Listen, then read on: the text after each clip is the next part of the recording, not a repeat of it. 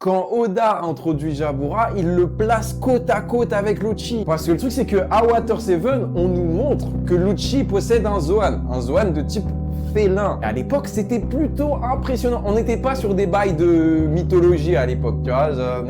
On voyait un loup, on était en mode, c'est bien quand même. Mais lorsque le CP9 se réunit, tous ensemble, c'est là que ça a commencé à partir en steak. Nouveau compte la team, abonnez-vous pour les steaks. Parce que très rapidement, on se rend compte que Jabura, il s'entend pas très bien avec Rob Lucci.